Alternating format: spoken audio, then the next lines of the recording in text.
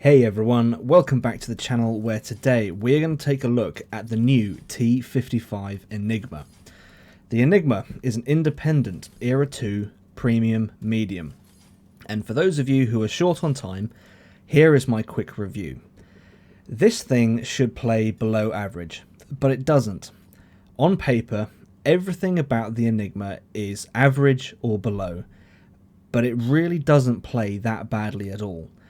The armor is incredible, and it can more than hold its own. I would even go as far as to say that from a gameplay point of view, from a game impact point of view, the armor may be on par with the FV4211, and that is saying something. If you want a medium, a premium medium in Era 2 that plays better than some heavies, this one is for you. And given that you can earn it for the 2000 gold, that is the season pass, well, you could do a lot worse than the Enigma. And yes, Conqueror Mark II, I'm looking at you. Right, let's take a look at the Enigma in a little bit more detail.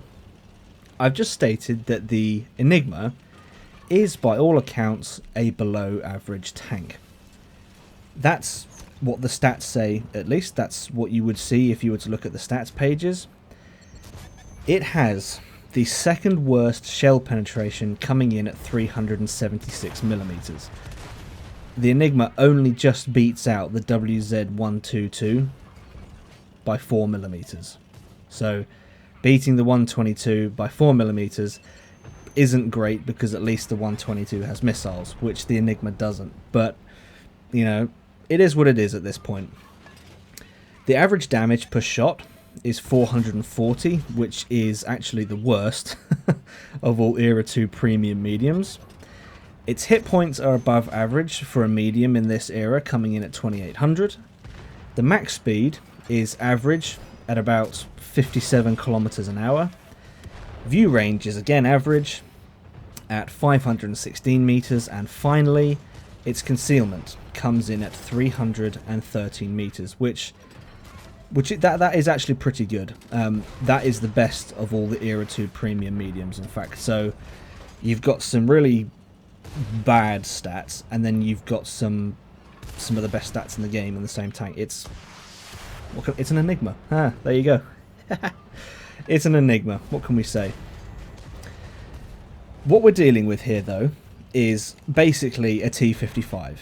Underneath all this armor that you see here, it is a T-55. So the standard turret is around 150mm of armor at the front.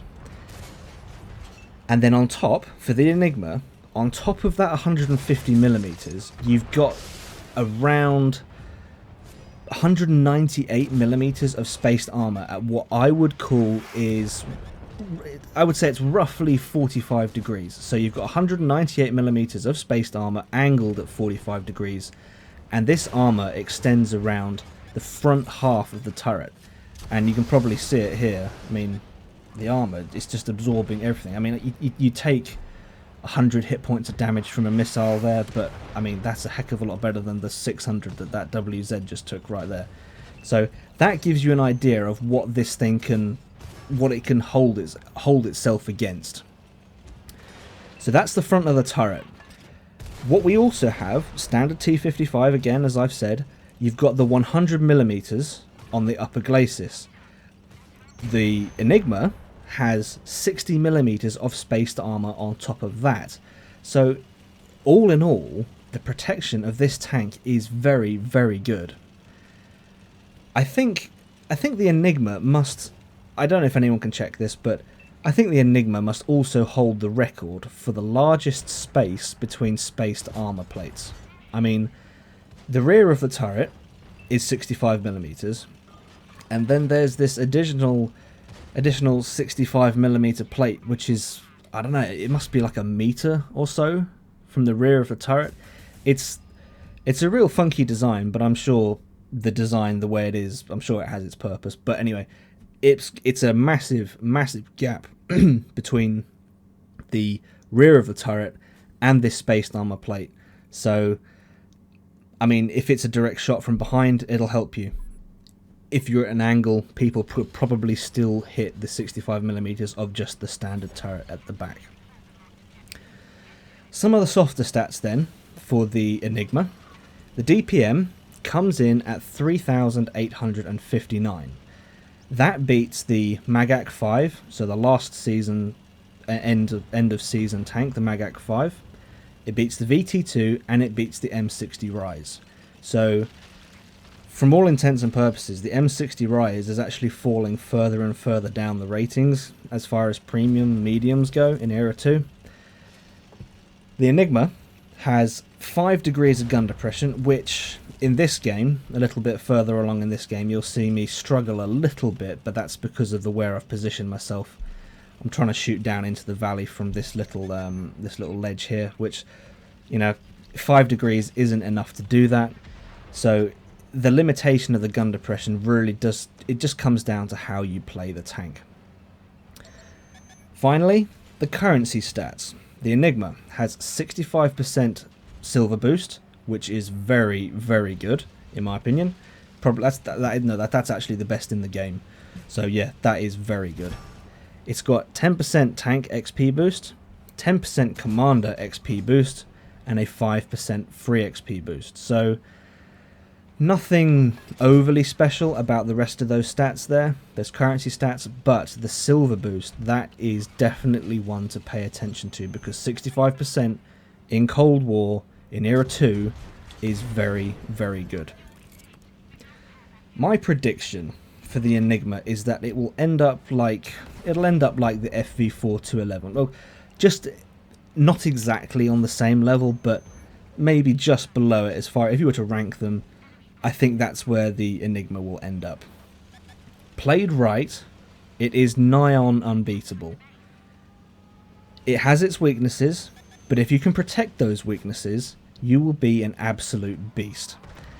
The other, well, and the flip side to this beast coin is that it will allow new players to get away with plays that they otherwise wouldn't. I mean, we've all seen FV4-211s just take shot after shot after shot, and they just don't take any damage.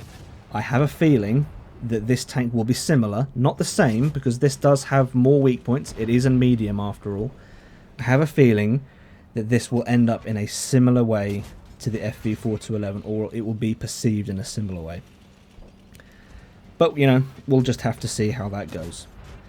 I do like the T-55 Enigma. I think this is a nice tank, and yes, I have compared it to the FV4-211, but thinking back to when I reviewed the FV4-211, the Enigma doesn't give me the same vibe. The Enigma feels more balanced. I mean, you can argue, you know, that much armor on the front of a tank is ridiculous, because as you're seeing here, shots are coming in, shots are hitting me, and minimal to no damage at all is what I'm taking. So, you know, there is an argument for that, but it's nice to play. It doesn't feel ridiculously overpowered, which is a feeling that you can get when you face an FV4-211. So it feels more balanced to me, and I quite like that.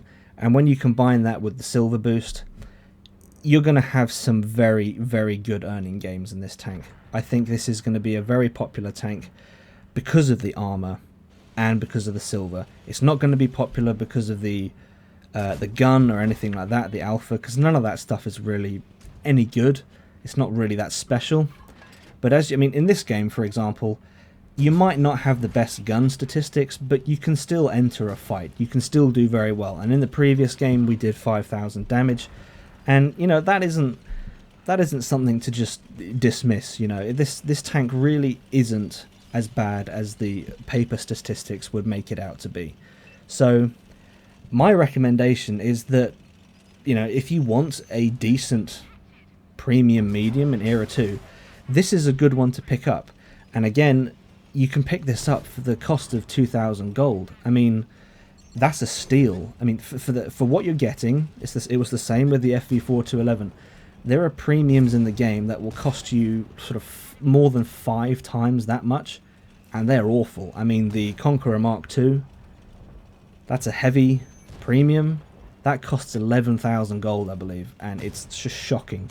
So if you picking this thing up for only 2,000 gold with the season pass, you'll have to earn it, you'll have to play the season.